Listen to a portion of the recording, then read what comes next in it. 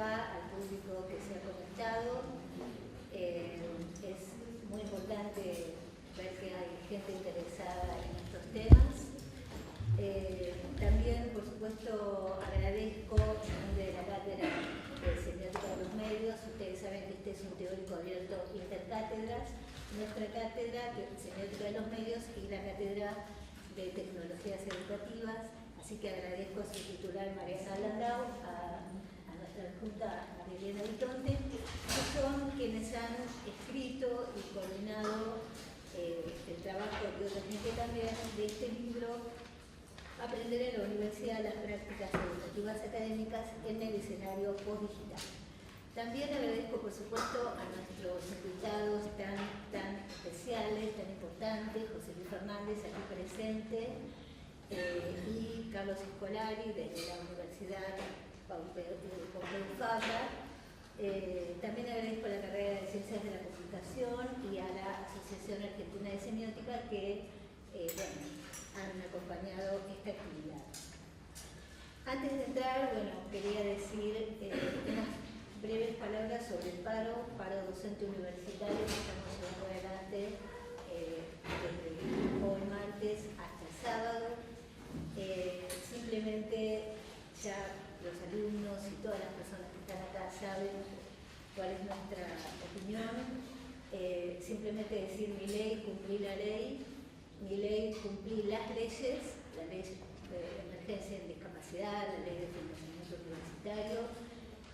Nosotros los universitarios formamos parte de un colectivo vulnerado, pero que somos parte de otros colectivos tan o más vulnerados que nosotros, jubilados, gente en situación de calle.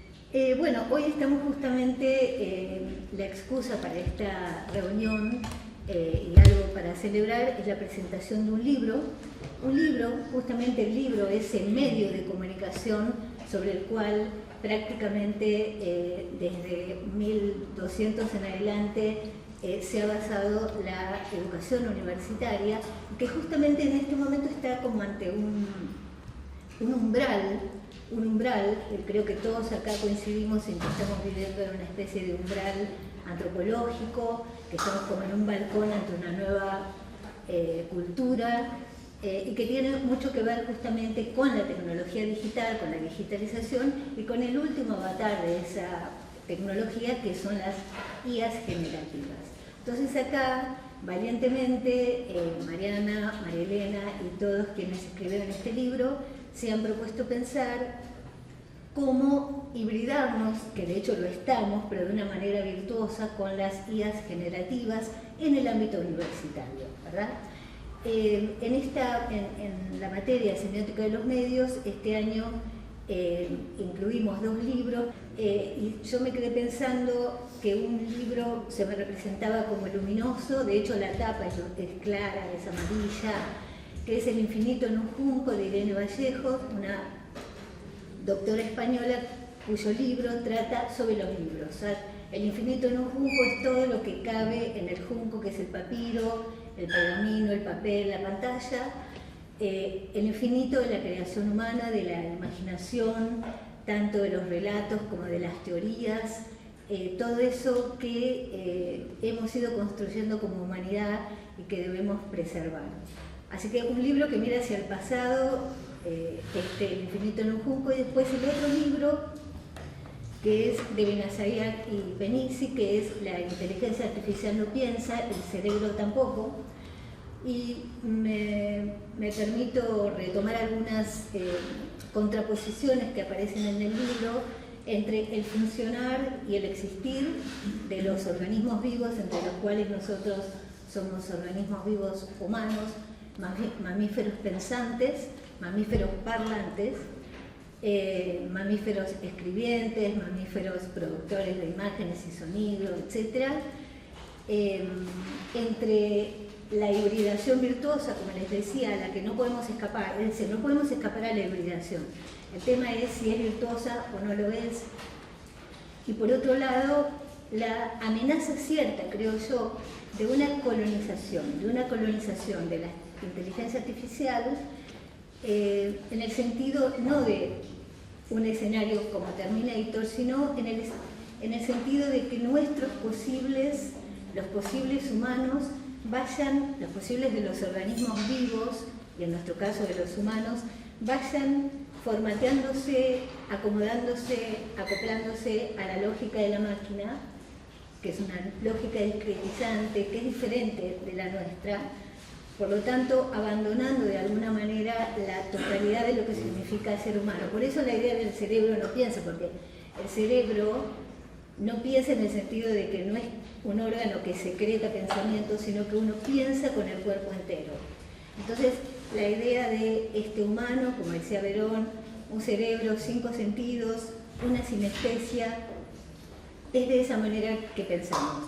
Si nuestros posibles, si nuestras potencialidades las vamos acomodando y nos vamos acomodando a la lógica que nos plantea la guía generativa y luego quizá la inteligencia artificial cuántica, la computación cuántica, bueno, estamos perdiendo una humanidad, ¿cierto? Algo de lo que justamente el Papa habló el otro día, Magnificat Humanitas, en relación con esta cuestión, ¿no?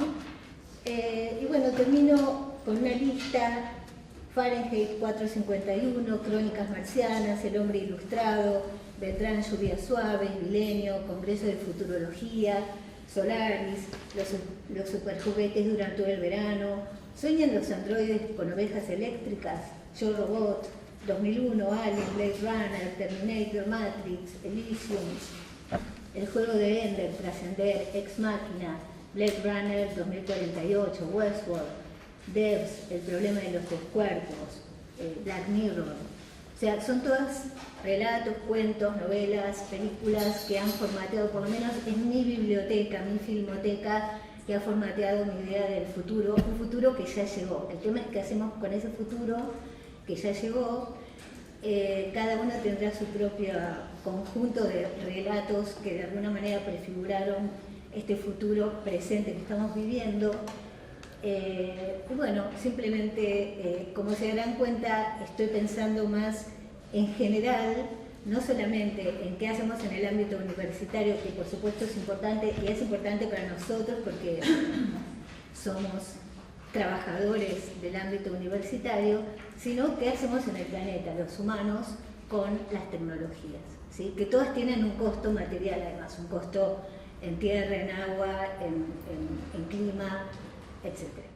Bueno, gracias también a la Asociación Argentina de Semiótica por el sostenimiento de esta actividad a partir del Zoom, que nos permite incluir a un montón de público, miembros de la asociación, a interesados en general. Gastón Cingolani, que está ahí también y ayudando en la difusión, Pablo Portolópez, que también ayudó, colaboró en la difusión, y a todos los que están acá también administrando el Zoom. Vamos a conversar con dos semiólogos de referencia en nuestro campo, Carlos Scolari, José Luis Fernández, y con Mariana Landau, especialista en tecnologías educativas, sobre la relación entre educación, medios y tecnologías. Agradecemos también al público y a los compañeros de estudio, de ruta. Los libros más destacados de Carlos Scolari, muchos de ellos los deben ya conocer, algunos de ellos los hemos trabajado en clase, como Hacer Clic, su primer libro y creo el más semiótico de toda la trayectoria, un hito en el análisis de las interfaces digitales, Hipermediaciones, libro que hicimos referencia para caracterizar las cualidades de la interfaz, si recuerdan los estudiantes, libro que además instaló la categoría de hiper, que utilizamos tanto para referirnos a las nuevas mediatizaciones, ¿no? Las nociones de hiperenunciador, hiperenunciatario, sociedad hipermediática, hiperaudiencias. Bien, el fin de los medios masivos con Mario Carlón, cultura snack, las leyes de la interfaz, Mediatization, un libro que publicó junto con José Luis Fernández y Rodríguez Amat. Rodríguez Amat. Sobre la evolución de los medios, un libro en el que expone su teoría evolutiva, su teoría ecológica evolutiva de los medios, y su nuevo libro, Homo Mediaticus, editado por Ariel Barcelona, que todavía no lo tenemos. Scolari también es el creador y el administrador de un sitio que es de consulta indispensable para todo estudiante, profesor, investigador de semiótica, que es el sitio Hipermediaciones, en donde siempre tenemos novedades, anuncios, reseñas de todo tipo, de ciencias, artes, cine, literatura, novedades, entrevistas. Un sitio realmente muy activo y que se renueva cotidianamente. Carlos Scolari también fue colaborador, más que colaborador, hizo posible el surgimiento de un número de la revista de Signis, la revista de semiótica de la FEL, de la Federación Latinoamericana de Semiótica, sobre memes y cultura digital. Un número que sale en 2024, pero que tiene un antecedente muy particular en el año 2001, en el primer número de esa misma revista, en el que ya Carlos Scolari advertía la necesidad de que la semiótica se ocupara de esos objetos mediáticos que son los memes, incluso antes de su explosiva digitalización. Vamos a presentar también a José Luis Fernández, profesor consulto de la Facultad de Ciencias Sociales de la UBA, doctor en Ciencias Sociales, fue presidente de la Asociación Argentina de Semiótica, profesor de Semiótica de las Mediatizaciones hasta su retiro hace muy pocos años, director de la revista LIS, Letra, Imagen y Sonido, director de proyectos de investigación sobre comunicación, industria musical, radio, sonido, transformaciones urbanas, pop-broadcasting y teoría y metodología semiótica. Desde su retiro está desarrollando una labor muy intensa que da miedo para los que alguna vez nos tengamos que jubilar, porque realmente es como que estás trabajando mucho más intensamente que antes en todo lo que es enseñanza, investigación, divulgación, publicaciones, hasta se convirtió en todo un influencer semiótico, ¿no es cierto?, en distintas plataformas mediáticas. En YouTube tiene su propio canal, que pueden seguir, en Facebook, en Instagram. Bien, sus libros publicados son Los lenguajes de la radio, La captura de la audiencia radiofónica, la revista LIS que ya nombramos, Plataformas mediáticas, Vidas mediáticas, Una mecánica metodológica, Las 4 revoluciones invisibles, Mediatization, que también ya nombramos, en coautoría, y el último libro publicado, que es Loan, El nodo vacío, un libro difícil pero necesario. Bueno, Mariana Landau,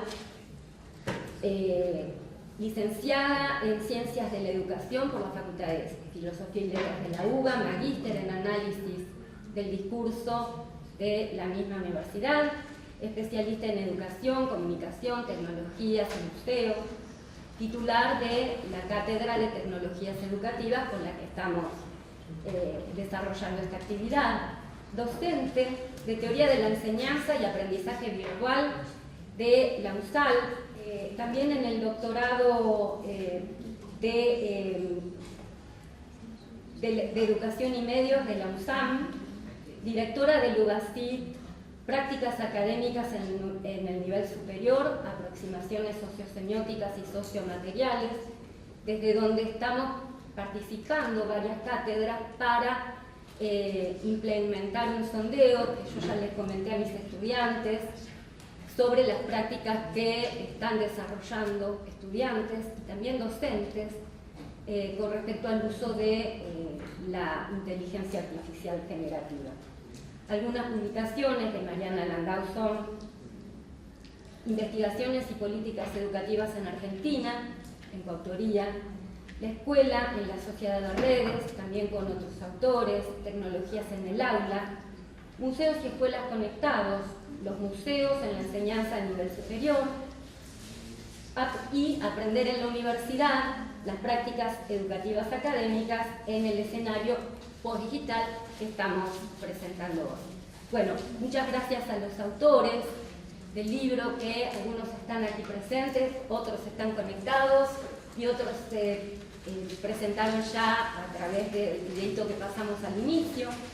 Ana Miotero, Camila Serra, Paula Morelo, de la Cátedra de Tecnologías Educativas, Daniel Comandé, director de la Biblioteca de la Facultad de Ciencias Sociales, aquí presente, Gabriela D'Angelo y Gabriela Nakach, docentes de escuela media y universitaria, con mucho trabajo sobre ESI, Andrés Gato Martínez Cantó, docente, investigador, productor y realizador audiovisual, a quien le debemos algunos de los videos de difusión que estuvieron circulando, Mariana Ferrarelli, docente, investigadora de esta casa de la Universidad de San Andrés, de la Universidad Nacional de Rosario, de Claxo, especialista en tecnologías de la enseñanza y formación docente, y Natalia Corbalán, docente de la Universidad Nacional de Hurlingham, especialista en educación, tecnologías y cultura digital. Bueno, y con esto le vamos a dar paso a nuestro primer expositor, Carlos Scolari, para que nos brinde su clase abierta de hoy. No, agradezco bueno, a María Elena, Mariana, a la asociación semiótica, bueno, toda la gente que está detrás de todo esto. Digamos que lo que nos convoca hoy es este libro. Es un libro donde se cruzan, yo creo que tiene un trípode, ¿no? Que es el tema de la educación por un lado, la semiótica por otro, y hoy le agregamos también el tema de la inteligencia artificial que aparece en el último capítulo, que está escrito por Mariana Ferrarelli y Natalia Corbalán. Estaba pensándolo otra vez, ¿no? Mientras estaba mirando el libro, que tenemos muchos trabajos de mediatizaciones, no sé, de la política, obviamente, mediatización del turismo, de la religión, de la guerra, etcétera, etcétera, pero no hay muchos trabajos que entren al mundo de la mediatización y la educación. Digamos, la educación siempre estuvo, los medios estuvieron siempre al centro de la educación, ¿no? Antes se mencionó el libro de la Edad Media, pero en la antigüedad los papiros estaban al centro de los procesos educativos y si vamos más atrás en la Mesopotamia asiática se han encontrado aulas con tablillas cuneiformes, o sea que también los estudiantes de esa época tenían que lidiar con formas mediáticas y artefactos mediáticos, o sea que toda la historia, la evolución de la educación ha estado cruzada con lo mediático hasta llegar a nuestros días. Así que yo creo que es muy interesante porque, repito, en el mundo de las mediatizaciones siempre nos hemos ido a investigar mediatizaciones políticas, mediatizaciones de otros ámbitos, pero yo creo que hay un filón sumamente interesante para investigar, trabajar todo lo que es el cruce entre mediatización y educación. Em, Dicho esto, yo voy a hablar hoy un poco de este trípode, me voy a quedar con dos cosas, no voy a hablar de educación, si después sale el tema lo retomamos. Voy a hablar de semiótica y de inteligencia artificial. Ustedes me confirmarán si se ve la presentación. ¿Se ve?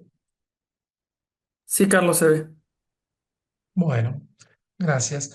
Bien, no, quiero hacer un breve repaso. Ahora que me ocupo de temas más histórico-evolutivos, quería hacer un repaso a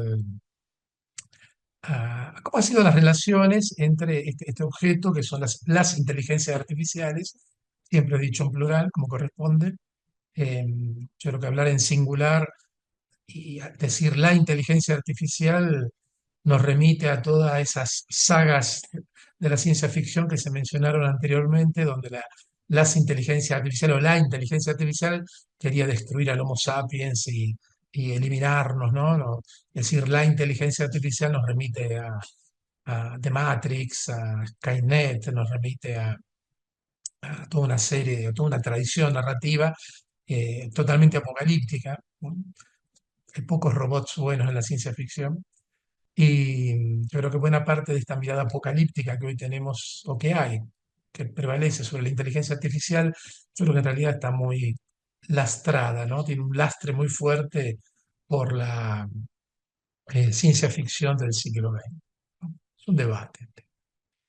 Em, si vemos un poco las relaciones entre las inteligencias artificiales y ciencia ficción, bueno, este es el buscador de Ingram de Google.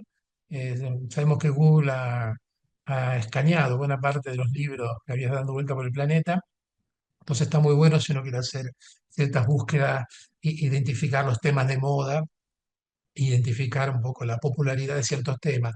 Si uno acá busca inteligencia artificial en inglés, vemos que obviamente se empieza a hablar de este tema ya después finales de la década de 50. Sabemos que a mediados de los años 50 nace este concepto de inteligencia artificial en una famosa conferencia donde estaban algunos de nuestros autores favoritos como Claude Shannon y muchos otros, ¿no? Turing, etcétera, etcétera, que donde un poco se empieza a tomar forma el debate sobre inteligencia artificial. Y después sabemos que la historia de la inteligencia artificial, los últimos 70, 80 años, siempre se dice estuvo marcada por veranos e inviernos. Y yo creo que esto lo representa bastante bien. Hubo un momento inicial, que lo voy a describir, después hubo un momento de mucha producción. Ven que ahí coincide con los años finales de los años, casi toda la década del 80.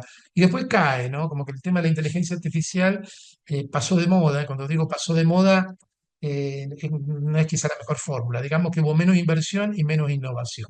Como que se fueron probando a lo largo de su historia diferentes modelos, diferentes teorías, y parecía que funcionaban.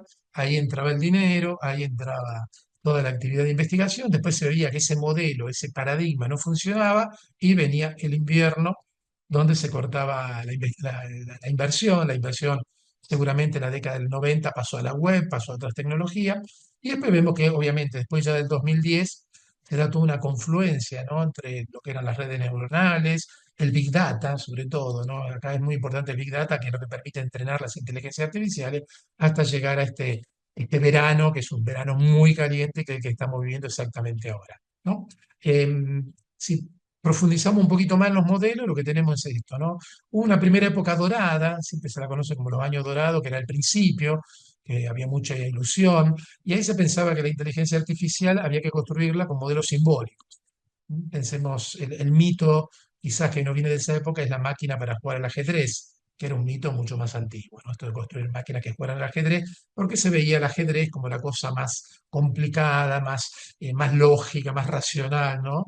Y entonces siempre quedó esto dando vuelta de que el día que la máquina derrote a un campeón de ajedrez, bueno, ahí las cosas se van a poner serias.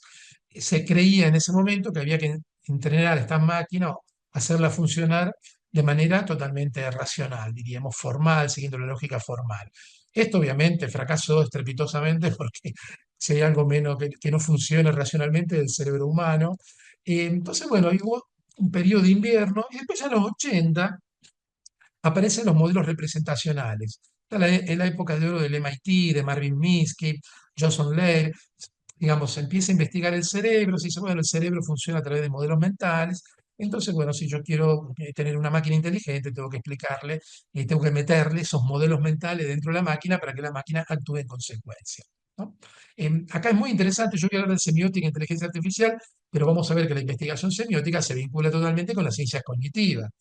Todo ese boom de la ciencia cognitiva después de la Segunda Guerra Mundial hasta nuestros días tiene que ver con esto.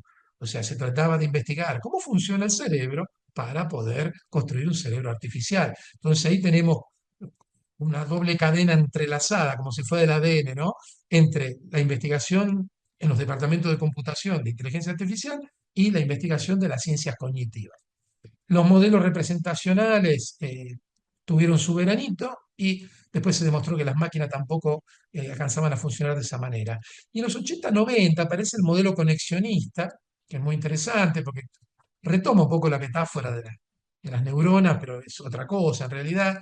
Pero como que quedó ahí, ¿no? Era lo nuevo, pero le faltaba algo, ¿no? Le faltaba algo que eran los datos, le faltaba el machine learning y el deep learning, que todo eso va a llegar después de la década del 2000, 2010. ¿Ok? O sea, el modelo conexionista al principio no tenía que conectar.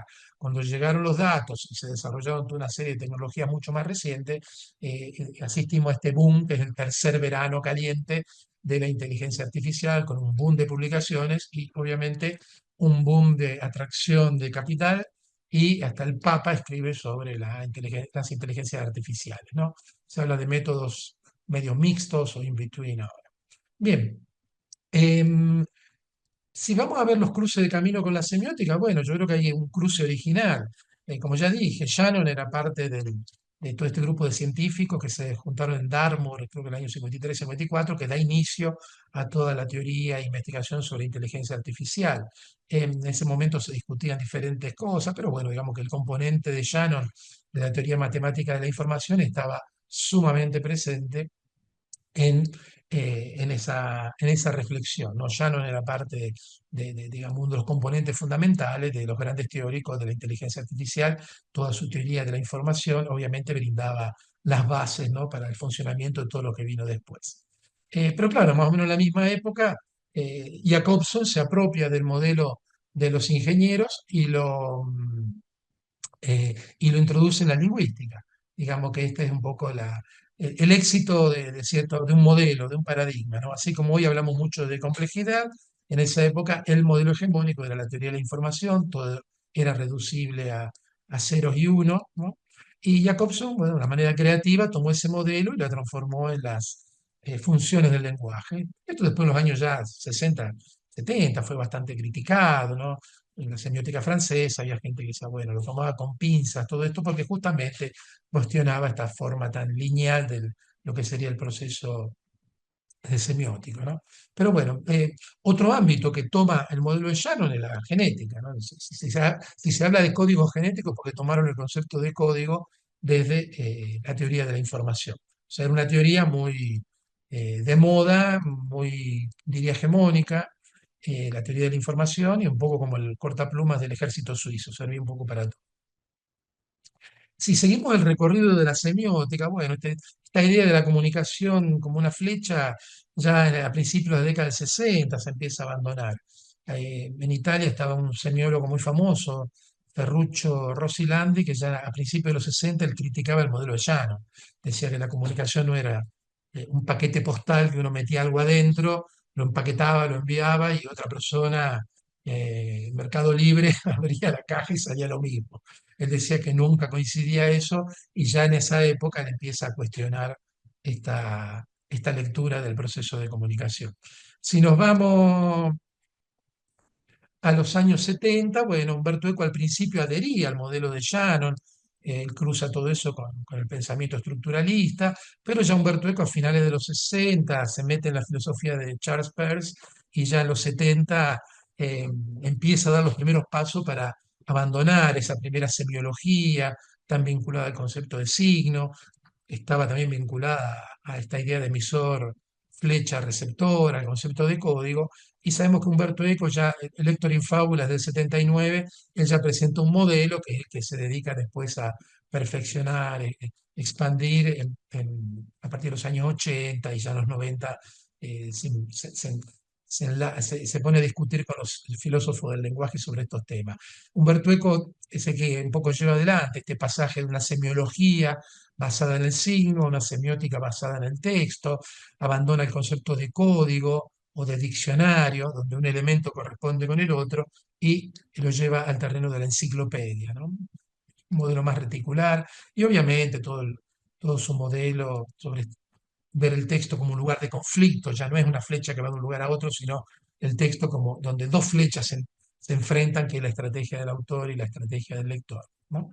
Eh, la cosa interesante de Humberto Eco es que, como él era re curioso y estaba al tanto de todo lo que pasaba en otras disciplinas, él ahí dialoga con el modelo representacionista, el modelo del MIT, ¿no?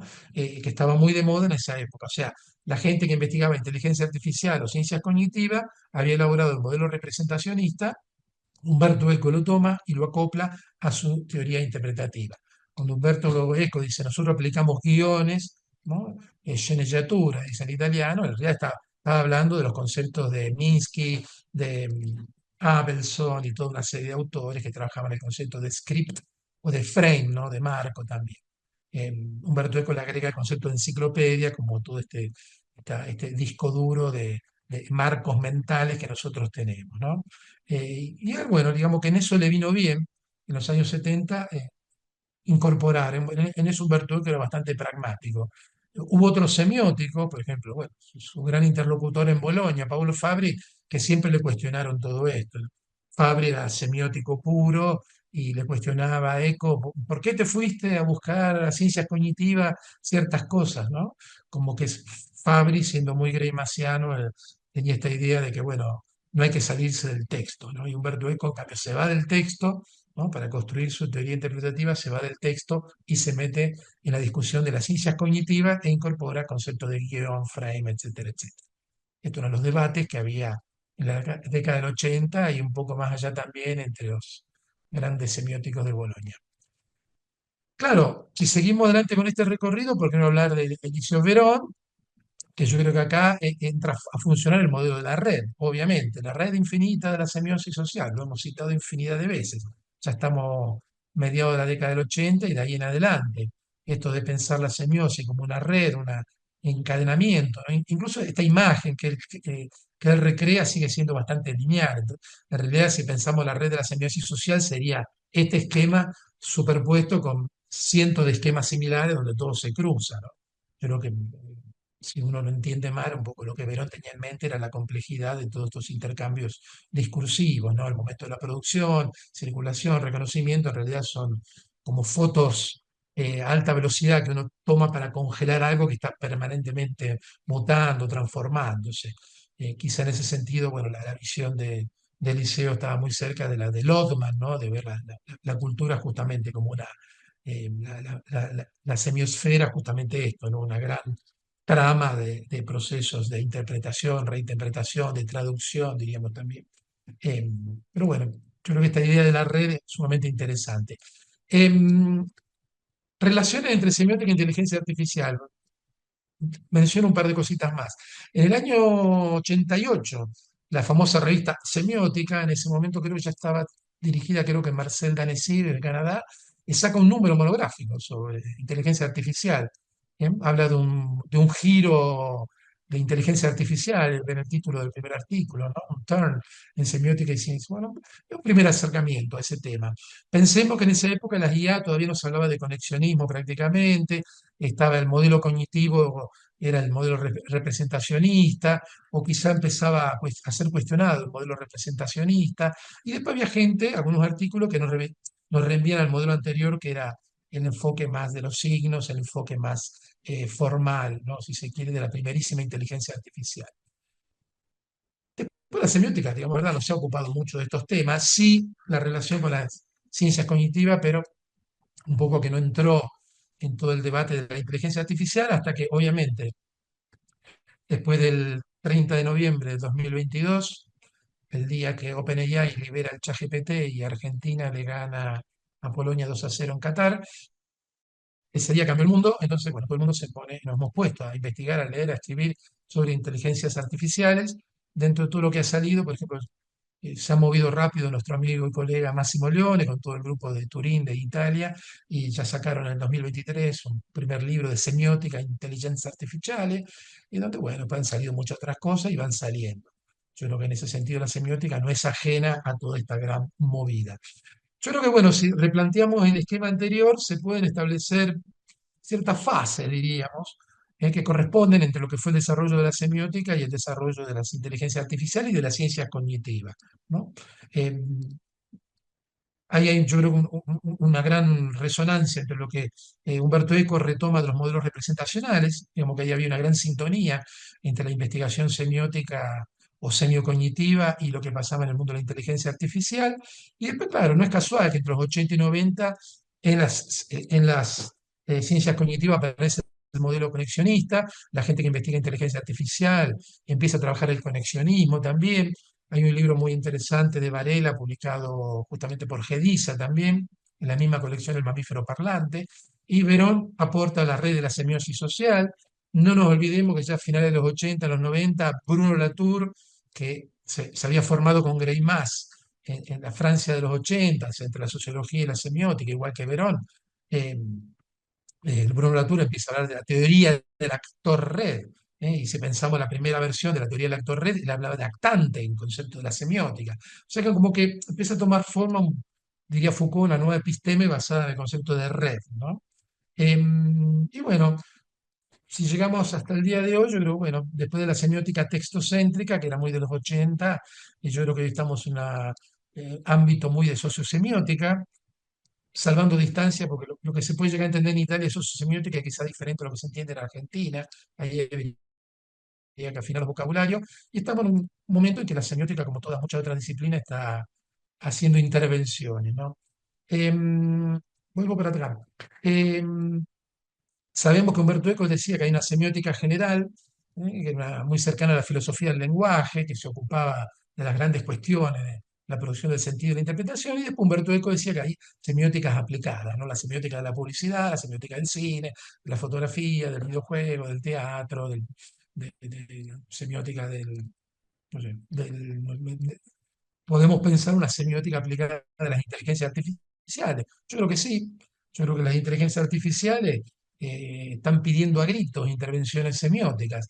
Eh, Acá hice un repaso rápido. La semiótica aporta herramientas para analizar cómo estos sistemas procesan signos, relaciones, patrones, estudiar la sintaxis, la semántica, la pragmática, que son categorías clásicas del análisis semiótico.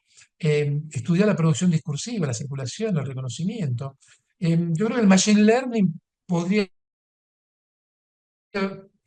verse como una semiosis social de Verón hiperacelerada, ¿no? Toda esta cadena de producción, circulación, reconocimiento, lo que pasa dentro de estas máquinas es eso totalmente anabólico y superacelerado.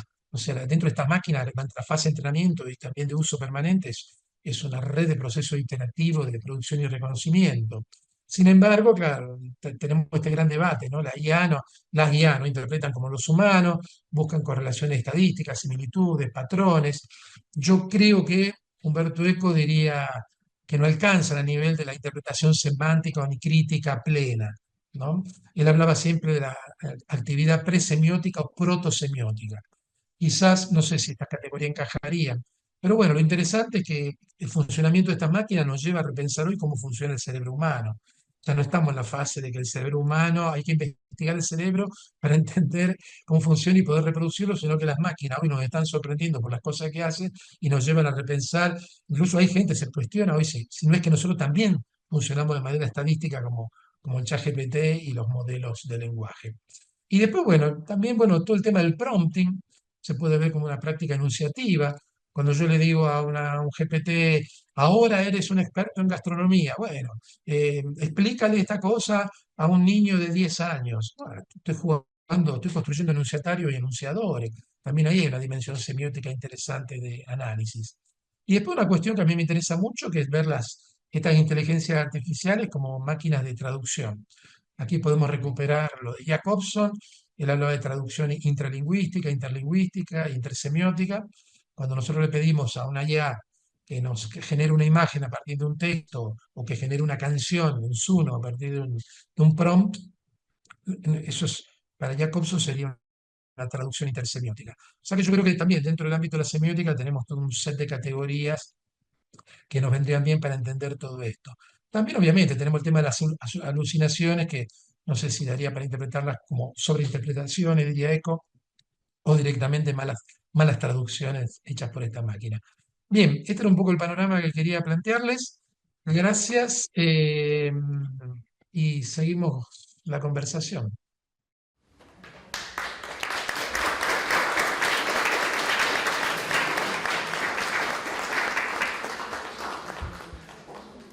el título es Sociosemiótica e Interdisciplina, Mediatizaciones, Inteligencia Artificial y Educación.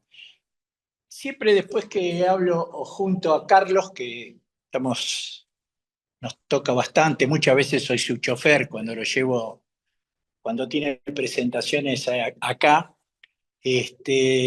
pero Carlos en estos eventos genera un efecto muy positivo que es el de la gran navegación. Y eso me permite a mí, en general, hablar de lo que a mí me gusta, que son pequeñas navegaciones, pequeñas intervenciones. Entonces, voy a hablar del estado actual, de cómo veo yo las relaciones entre sociosemiótica e inteligencia artificial, y voy a dar un escenario de aprendizaje mío, dificultades que veo en los intercambios vinculados al desarrollo, el aprendizaje y aplicación de la inteligencia artificial. Voy a dar un ejemplo de análisis que hice con mi colega Gemini, discutiendo, para que se vea lo que yo veo, ¿no? Muchos de ustedes supongo que deben haber hecho análisis de esto mucho más complejos, todo, pero confío en que mi discreta experiencia previa sirva para enfocar algunos fenómenos que están pasando y que por lo menos en la conversación general me parece que pasan desapercibidos. Entonces,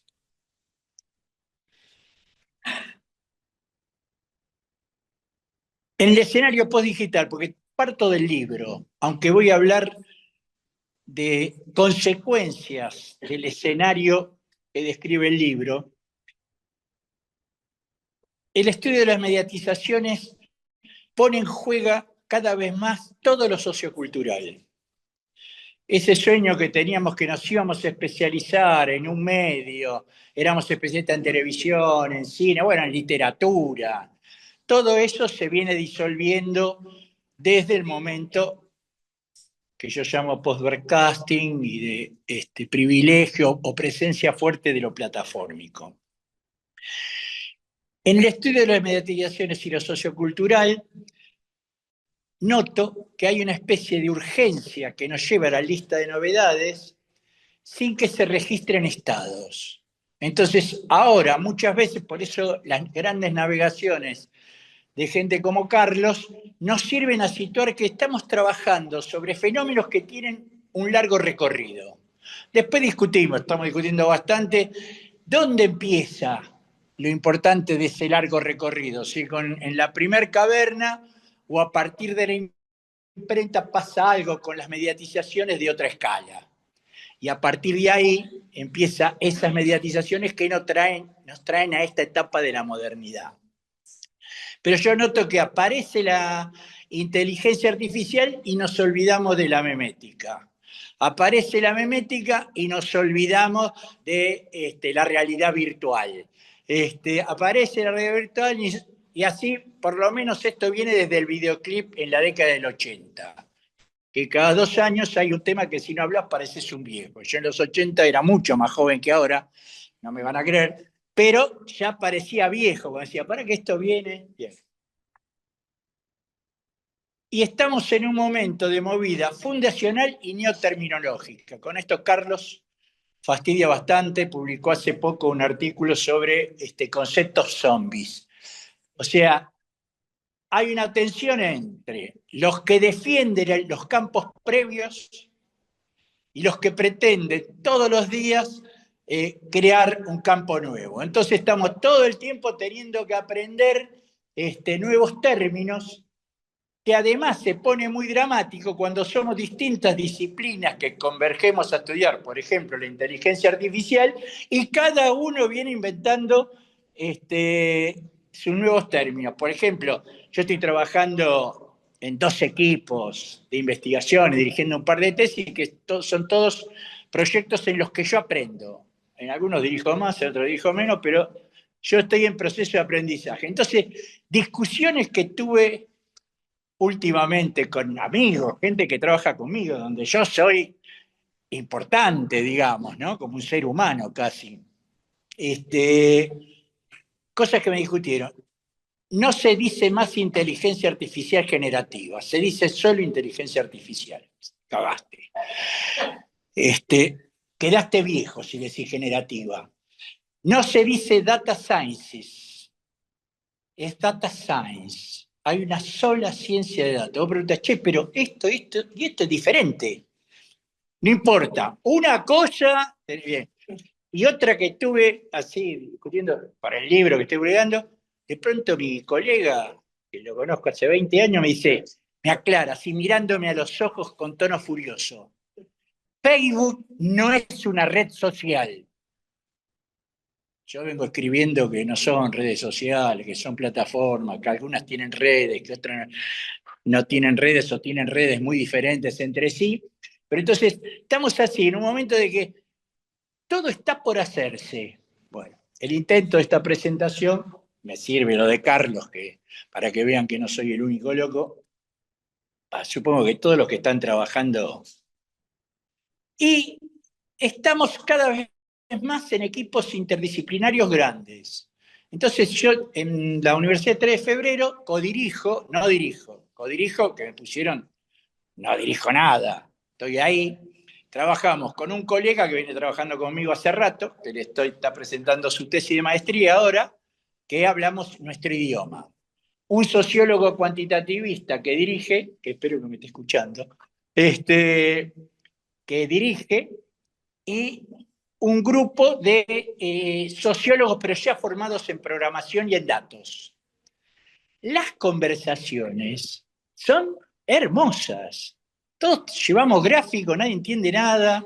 Es un modelo de ajuste. Estuve de advisory board de un proyecto multinacional europeo de 10 países, 5 disciplinas, sobre un tema así de la representación de las nuevas instancias identitarias. Todo les puedo asegurar que era espectacular. Un argentino, noruegos, suizos, austríacos, ingleses de Oxford, hablando inglés, para mí, nadie entendía nada. Yo después mandaba un escrito haciendo mis observaciones, pero no solo, el problema no es el inglés, sino que la terminología técnica en inglés, que los que no hablamos buen inglés siempre nos han defendido. Yo di conferencias en inglés, escribí en inglés, libros en inglés, pero porque hablas un discurso técnico. Hoy todos tenemos que estar agregando glosarios. ¿Por qué valoré mucho el libro Aprender en la universidad y acepté hacer el prólogo, tarea que odio profundamente y amo mis prologuistas, los valoro, Carlos uno de ellos, ¿no? Tienen una paciencia y te comentan, bueno. Es un libro que hace un esfuerzo en tener una pata en lo previo y lo que está pasando ahora, y una pata en el futuro, pero desde lo que está pasando ahora. Es decir, el ahora funciona, gente muy diferente, hay que leer ese libro, ¿no? Cada artículo es como entras a un aula diferente, hay otra gente, ¿no? Es muy interesante. Entonces se aprovecha la experiencia previa en investigación aplicada y se recuperan prácticas que se transforman pero no desaparecen. Yo debo dar clases en la maestría del discurso de Filo de la UBA hace 20 años. Nunca sabía qué hacer cuando me tocaban los que venían de pedagogía, de bibliotecología, de traducción, de archivo. Gente, viste, que venía, no tenía idea de lo que era el discurso, pero estaba haciendo la maestría, y menos la mediatización. Siempre era una parte dedicar. Ahora, todas esas especializaciones están viendo plataforma y traducción, inteligencia artificial y archivo, todo. Entonces, en ese sentido, este libro que a mí me da la sensación que no fue hecho con un espíritu fundacional, tiene una riqueza para aprender, para ustedes los que están en grado ahora, que todavía hasta que decidan una profesión, para mí pispear el libro les abre muchas puertas para trabajar en todos campos que están puestos en cuestión, además por la inteligencia artificial. Entonces, hay convivencia de enfoque, es un paso hacia la interdisciplina. ¿Desde dónde salimos? La incertidumbre como contexto. Si le preguntan a Carlos, que tiene esos grandes viajes, ¿qué va a pasar con la inteligencia artificial? Tiene una frase, no le pregunten después porque va a decir, yo no soy un gurú, nadie puede saber qué va a pasar. Entonces, es muy grave que no sepamos qué va a pasar. Lo que a mí me parece es que por fin aceptamos que no sabemos lo que va a pasar. El mundo del broadcasting, de los medios masivos, de las grandes figuras referenciales, de los grandes líderes políticos, de los grandes diarios, los grandes canales de televisión, nos convencía que había un mundo más o menos homogéneo. Ese mundo más o menos homogéneo nunca impidió las terceras posiciones, los movimientos alternativos y nunca previó el punk en su momento. Es decir, el momento donde el rock gozaba de un estatus aceptado y podía ser hard, sinfónico, rockabilly, aparecen 3 o 4 pibes en garage de ciudades más o menos centrales de la cultura, rompiendo todo con 3 tonos y diciendo que son todos unos idiotas y que lo único que vale la pena es lo feo. Y eso se convierte en una tendencia global, y hasta los más sofisticados del rock, que nos consideramos los más, retomamos el rock básico de la mano del punk. Entonces, vivimos en incertidumbre, pero lo bueno es que ahora sabemos que hay incertidumbre. La respuesta a la incertidumbre es lo mitológico. Esto que se habla de las inteligencias artificiales, la ciencia ficción, todo que es verdad, es muy impresionante para mí el peso que tiene la filosofía macro anunciando que el mundo se termina. Con un éxito impresionante, y creo que hay que llamar la atención sobre que 6 meses después del lanzamiento de ChatGPT, un grupo de filósofos e intelectuales de primer nivel y un grupo de empresarios de esos de los peores se pusieron de acuerdo en una idea loca, que era que se suspendiera por 6 meses el desarrollo tecnológico. Que en el caso de los empresarios duró hasta que ellos desarrollaron. La oposición. Los filósofos siguen llorando su destino incierto y distópico. Entonces, eso genera lo distópico como tendencia. Para mí, lo científico, eso si quieren lo podemos discutir, no creo que sea hoy el día, lo científico hoy es un input para entender tendencias que no están fijadas en metadiscursos globales, y además, si podemos interactuar con los que innovan, podemos generar tendencias, porque las tendencias están en estado anárquico. Por lo tanto, cualquiera que intervenga con una idea novedosa, que lo científico es una gran, cuando se hace bien, es una gran generación de insights, de novedades, digamos, que pasan desapercibidas. Entonces, lo científico puede ser input para tendencias. Está pasando, y hay que discutir, me voy a meter poco hoy, lo cuantitativo, tanto como exploración como validación. Hay un fenómeno muy interesante, en el que no me voy a meter, pero si después si quieren nos metemos, es que en las nuevas cuantificaciones, el proceso de captura, no eso que se llama scrapping, que en realidad es el chequeo de lo que se captura, procesamiento, resultado y graficación es un solo gesto.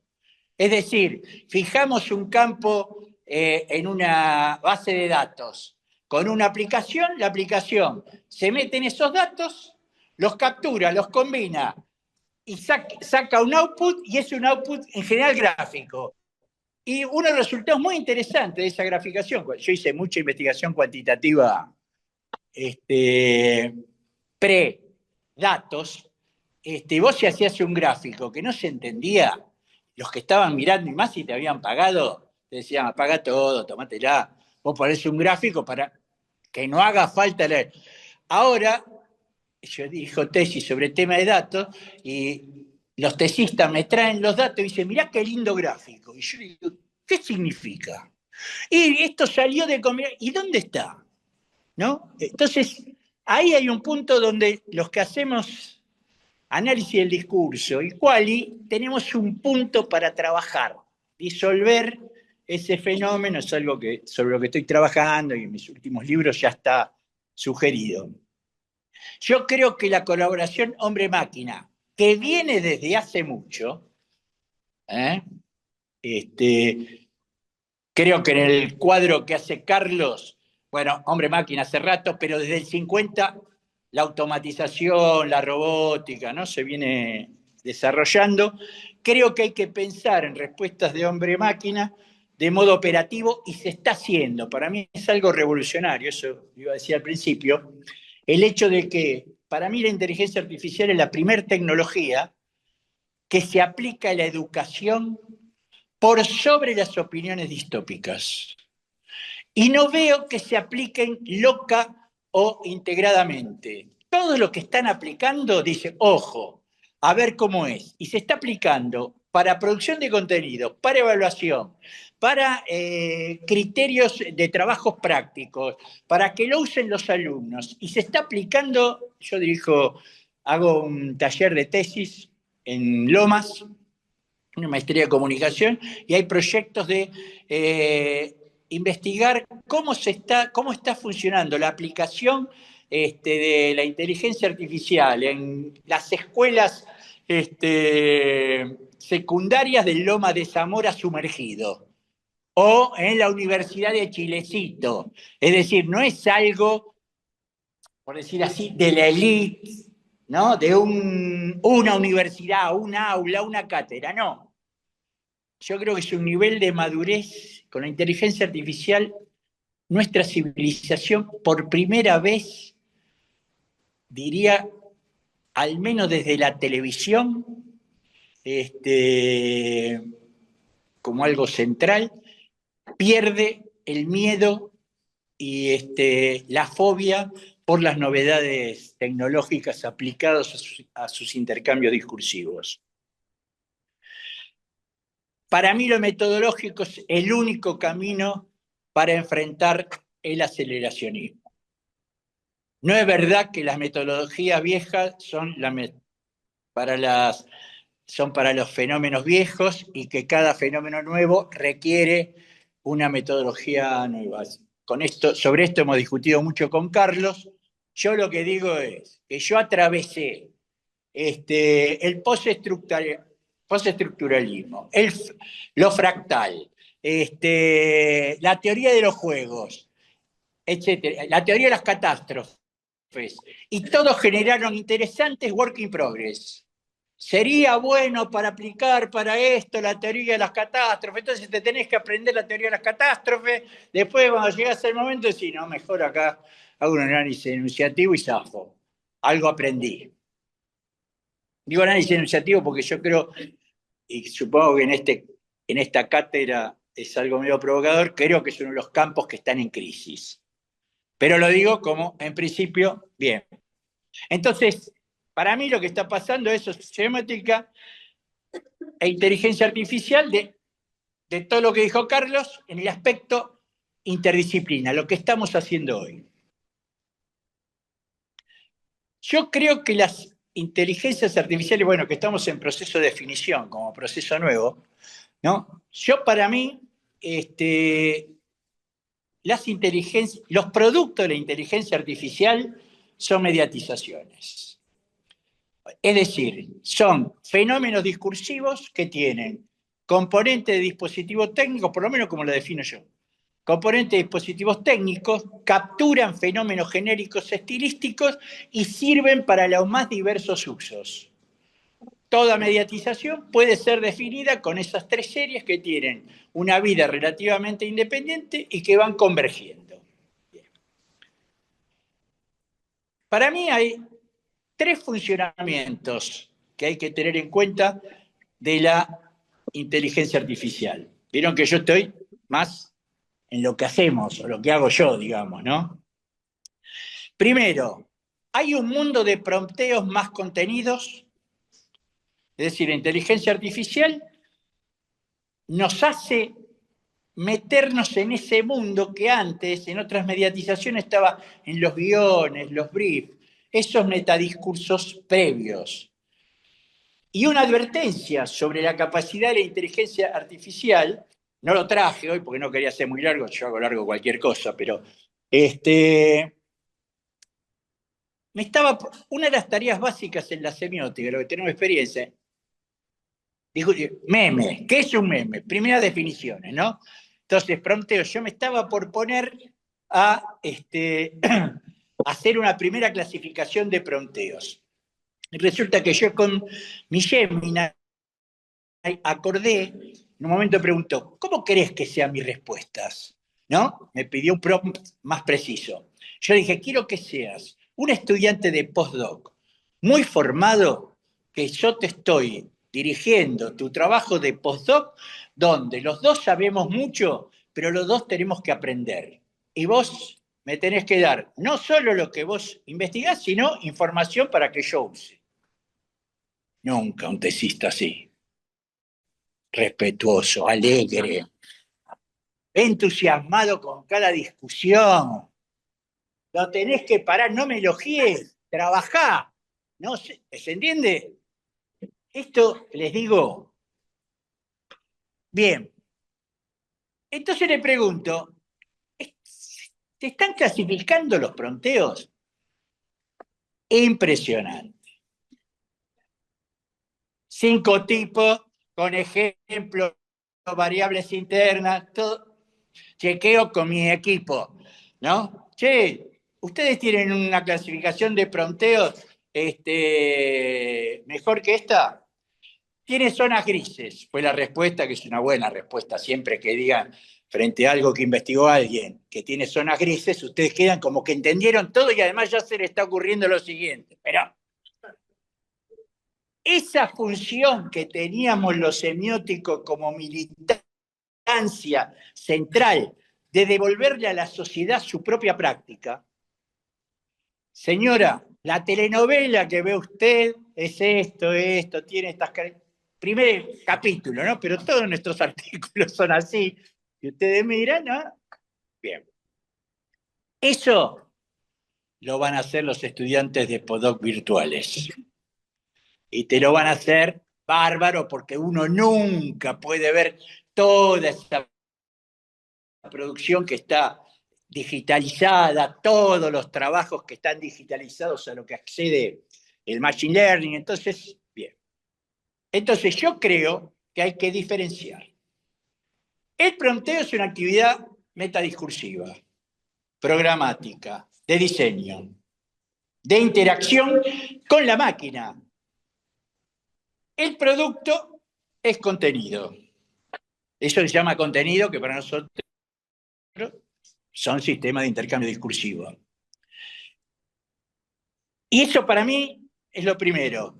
En contenidos va a haber para educación y para entretenimiento.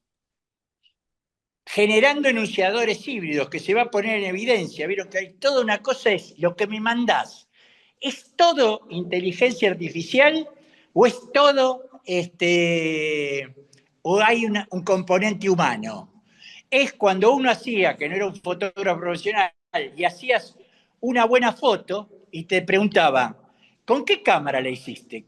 Suponiendo que no era tu habilidad, con razón en general, no era tu habilidad, sino que fue una casualidad de la luz más tu cámara que captaba algo raro y que justo temblaste en el momento que sacaste la foto, y un juego hombre-máquina generó un contenido particular donde la presencia de la máquina siempre se sospechó.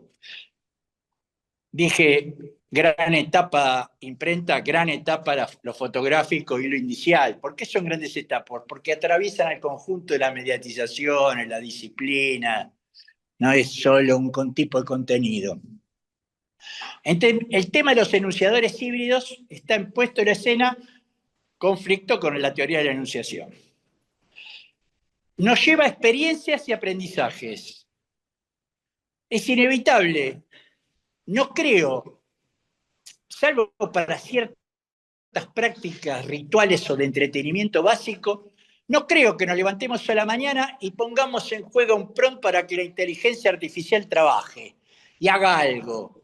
Creo que nos va a obligar a pensar más en el efecto final, porque si no, los efectos finales nos van a sorprender, como siempre nos sorprenden un poco, en manos la producción de inteligencia artificial, los efectos pueden ser indeterminados.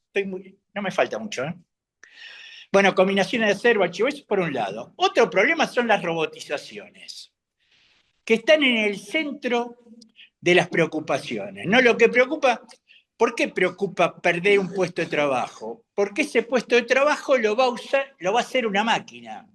Eso en las fábricas de producción de los servomecanismos, creo que ustedes no tuvieron la oportunidad de trabajar en fábricas con servomecanismos en la década del 70 y el 80.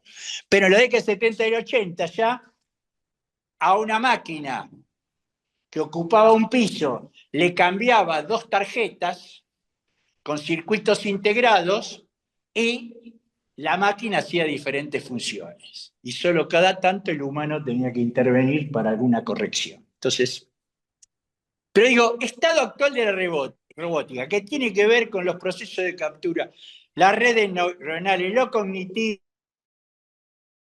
todo. No sé si ustedes notaron que ya hay en ciudades vehículos automotores automáticos que andan por la calle, ¿no?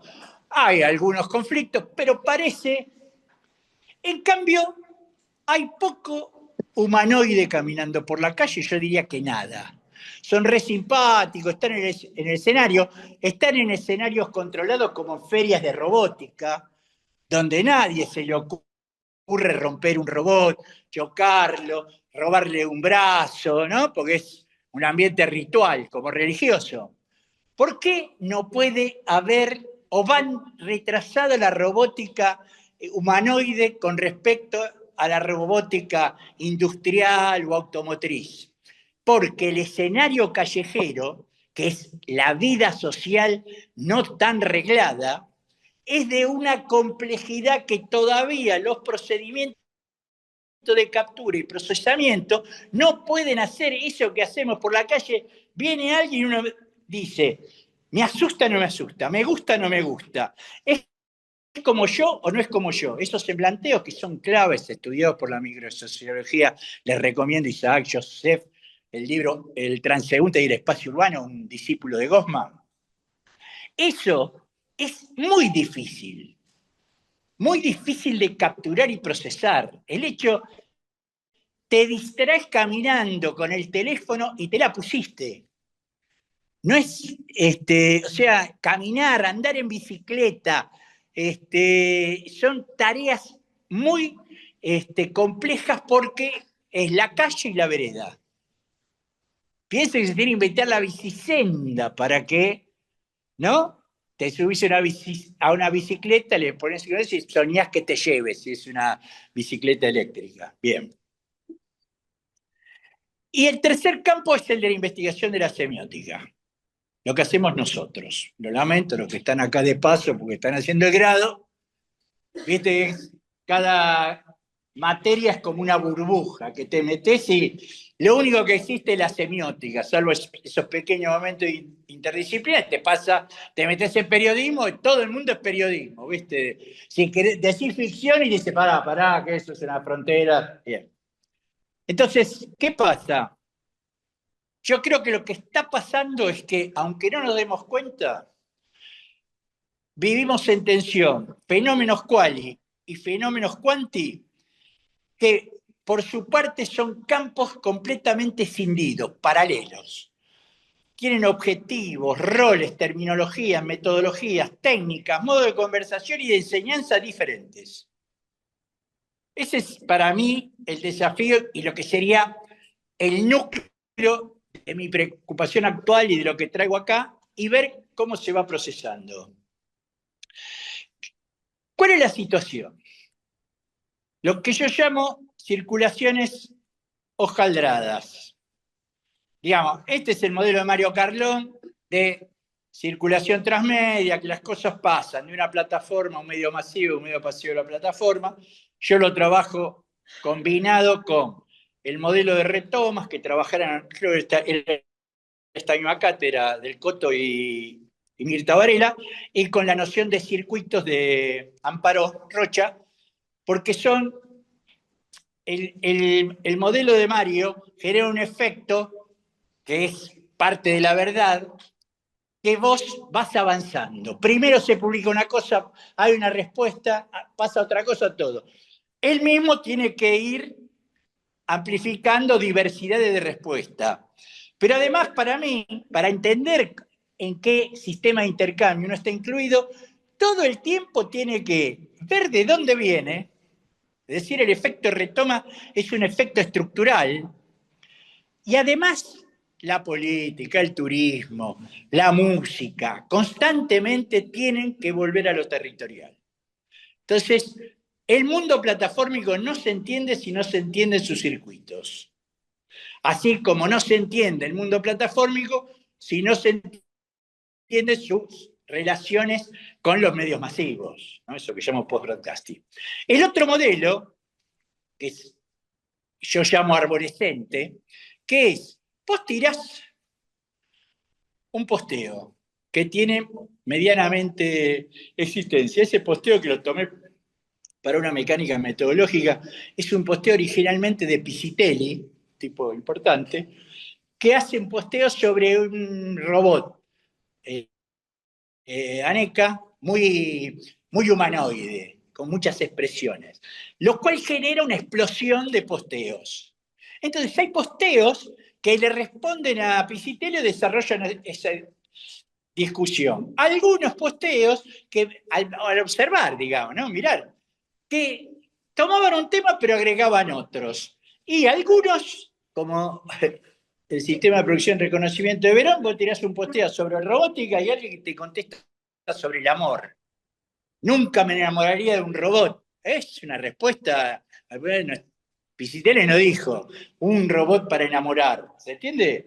Bien. Entonces, es esa representación que yo llamo arborescente, pongan el nombre que quieran, y que genera efecto de constelación, ¿no? Esta combinatoria significa, yo estoy paviando por Twitter, que yo creo que el modo natural de vida platformica es la navegación. Si vos andás por ahí, te cruzás por algo, con interés, atención, podés mirar una posteo e intervenís. Tu intervención ahí no es respecto al posteo, no es una producción y reconocimiento. Y si ese posteo viene de otra mediatización, te está metiendo en un tema de post-broadcasting cuando vos estás inmerso en Twitter o en TikTok. ¿Se entiende? Entonces, la escena enunciativa típica, que era la construcción de escenas de intercambio, donde se construía una especie de imagen del enunciador y una imagen del enunciatario que después chequeabas en estudios específicos qué relación había entre una y otra, porque en principio había distancia. Ahora eso es un aspecto que no se puede escapar. Ni Carlón, que es un fundacional, ni yo, que soy más sencillo, pero que me meto solo en una plataforma y veo que estalla todo, que no hay un intercambio, pero no puedo despegar del intercambio. Si no entiendo el intercambio, que me aporta el nuevo libro sobre el caso Logan, es reconstruir sistemas de intercambio, que no captura la redología. Entonces, tratar de entender algunos de los sistemas de intercambio que son habituales para articular pensamientos semiorredológicos, por decir así. Bien, yo creo que esto es la situación actual. Vamos a estudiar semiótica, hay que estudiar análisis discursivo, mediatizaciones, todo, pero cuando nos pongamos a investigar, mismo supongo que van a aparecer en ejercicios que hagan en clase, todo el tiempo vos querés capturar un sistema de intercambio discursivo, pero te das cuenta que te quedan cosas afuera y no cosas sencillas. Y estas cosas no son solo cuáles, sino que rápidamente se cuantifican. Bien. Perdón que ese cuadrito era claro. Entonces, en el ecosistema hay articulaciones micro y meso. Con lo micro no alcanza. Y hay circuitos textuales, vinculares, territoriales, quali y quanti. Es decir, ese sistema de la enciclopedia de ECO se juega ahora materialmente cada intercambio. Antes vos decías, yo cuando leo un parte meteorológico, bueno, los griegos trabajan sobre mí, pero era un juego como simbólico o interpretativo. Ahora estamos hablando de la materialidad que hay que capturar. Para mí hay dos caminos, el intrasemiótico, el intercambio comunidad mínima y sus límites, hay que seguir, no alcanza con lo enunciativo, el análisis de la circulación es puramente semiótico, y las aplicaciones se analizan peor, mejor o diferente que los analistas semióticos. Estamos en discusión. Y después, transemiótico, quali versus quanti, frente a los data results, el análisis semiótico aclara y profundiza, nada más que eso, la curaduría es el único modo de interacción. Hay programación de la semiótica, yo digo que debe haber, y qué relaciones hay entre lo semiótico y lo redológico están por abrir. Dejo acá.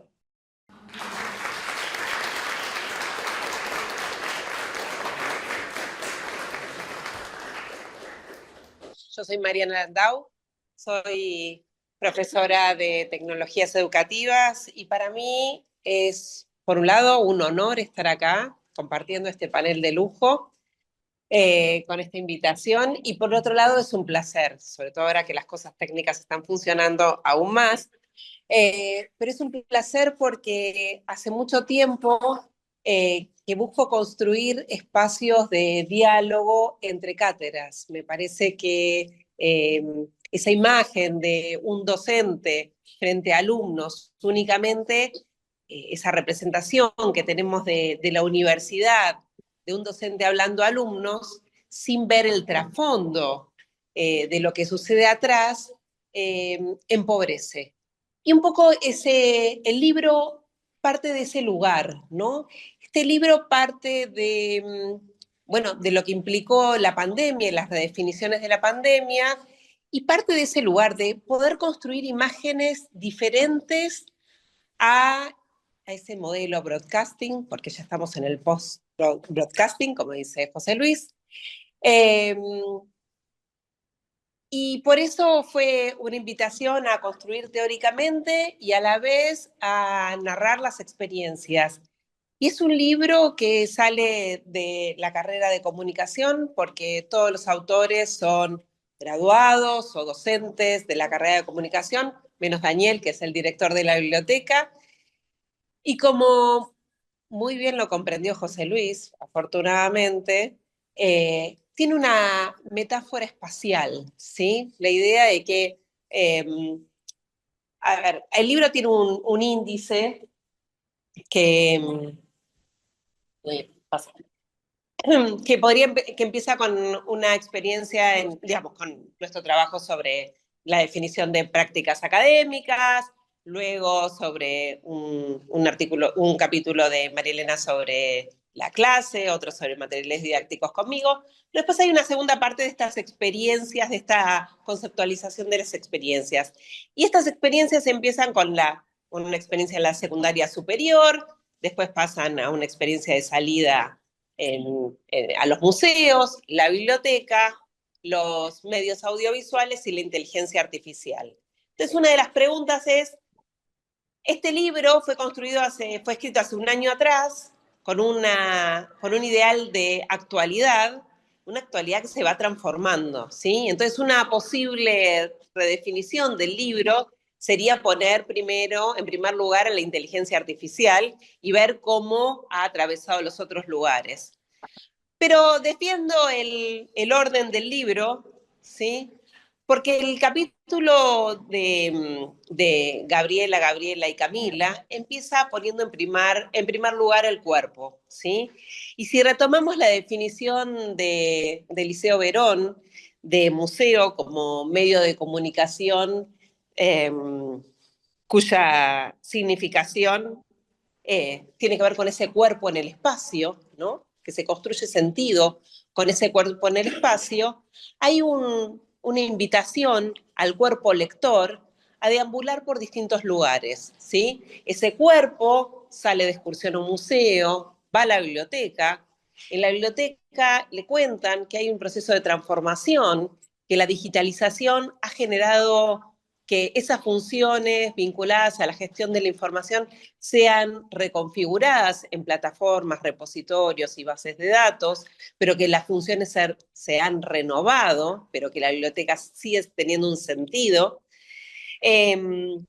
Pasa por un aula que se transforma en un estudio de grabación, o en un estudio de grabación que empieza a discutir sobre los géneros audiovisuales, y termina en un aula, en un mestizaje, en una hibridación ser humano-máquina, que trabajan Mariana Ferrarelli y Natalia Corbalán, para pensar estas formas de habitar el aula, ¿sí?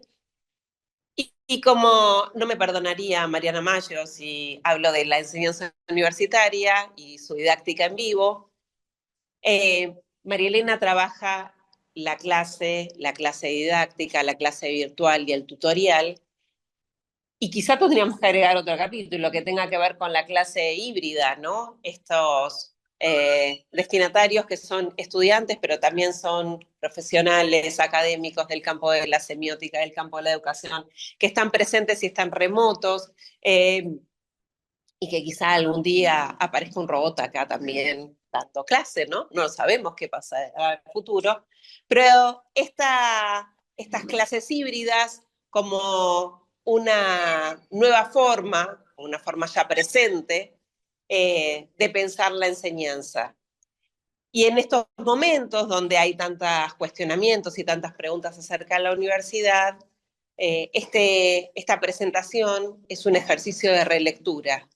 Es digamos, en un momento donde la lectura está tan en debate sobre qué significa leer, nos volvemos a plantear qué significa leer, y que ya Carlos Escolari ha trabajado de sobra con las narrativas transmedias, la idea del translector, la idea de que también tenemos que dejar de pensar a la lectura como un modelo de lectura silenciosa, íntima, esa como una forma de lectura, y otras formas también que habilitan estas tecnologías y estos entornos vinculadas a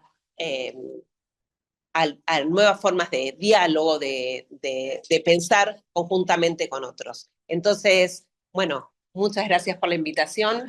Seguimos leyendo. Y en esta invitación no quiero dejar de agradecer a la Cátedra de Semiótica de los Medios, a José Luis, a Carlos Amparo, a la carrera de Comunicación, a la Asociación Argentina de Semiótica y a la editorial, ¿saben cómo se llama la editorial? La Nave de los Locos. Y aquí estamos, navegando en esta locura que significa enseñar en la universidad con estas tecnologías. Muchas gracias.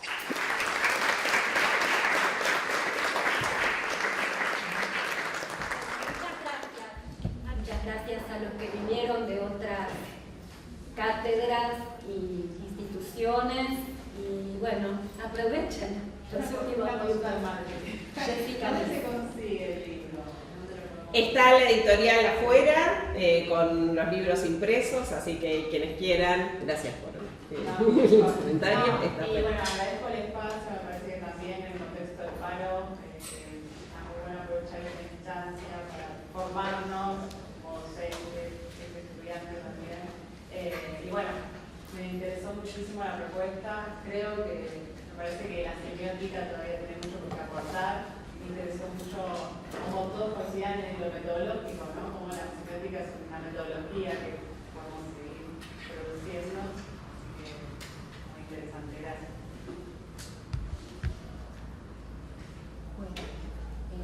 Bueno, yo quería nombrar a Verónica Urbanich, Lorena Steinberg y Magalí Lukasic, que estuvieron al mando de la técnica. Acá tenemos una pregunta.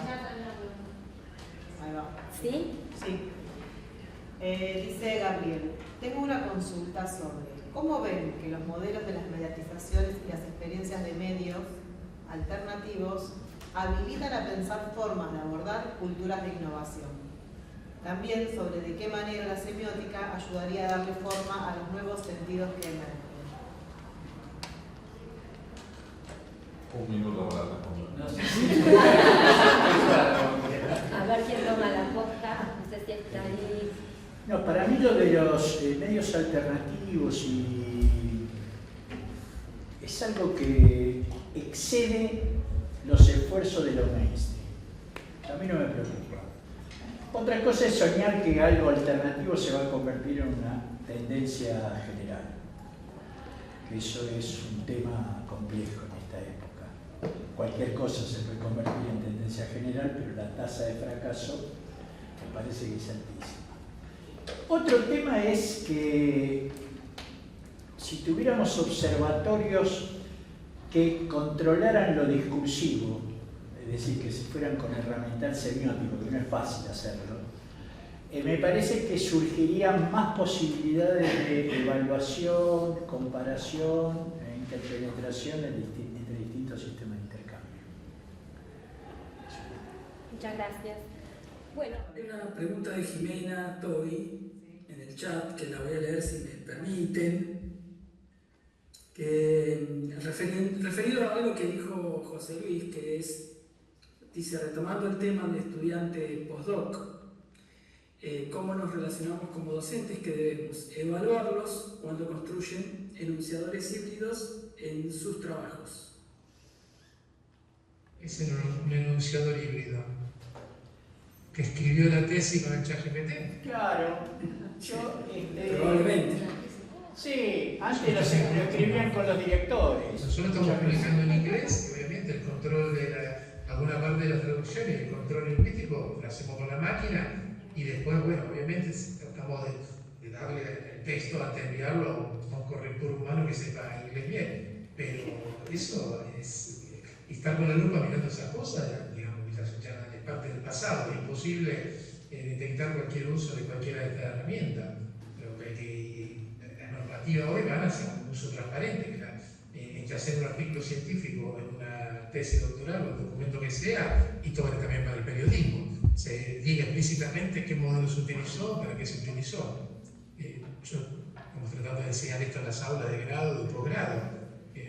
O sea, olvidémonos de que alguien no use la IA, sí, habrá siempre alguno que se rechace, hay gente vegetariana también, pero yo creo que esta es una fase, estamos en un escenario totalmente posterior.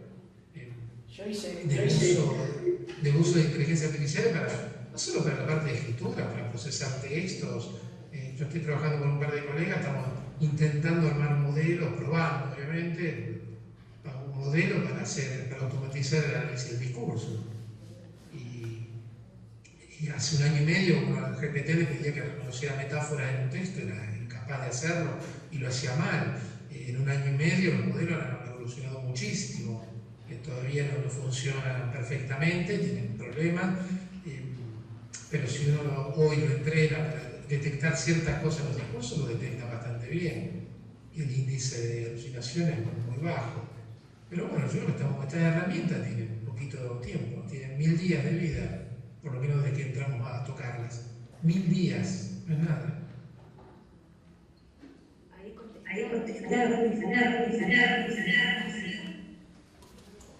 Se evalúan. O mucha gente sugería hace 50, 40 años. No se evalúa tanto el producto final, sino todo el proceso de aprendizaje, lo cual implica hacer un seguimiento, seguir los razonamientos del estudiante, del chico o la chica que va haciendo las cosas. Si una persona no trabaja durante 4 años y presenta una tesis hecha con ChatGPT, yo creo que va a ser muy evidente, ¿no? Si una persona va investigando, tiene reuniones periódicas, va viendo los avances, los experimentos, los caminos que funcionan, las cosas que no funcionan, yo creo que hay un proceso de aprendizaje, se va a evaluar eso.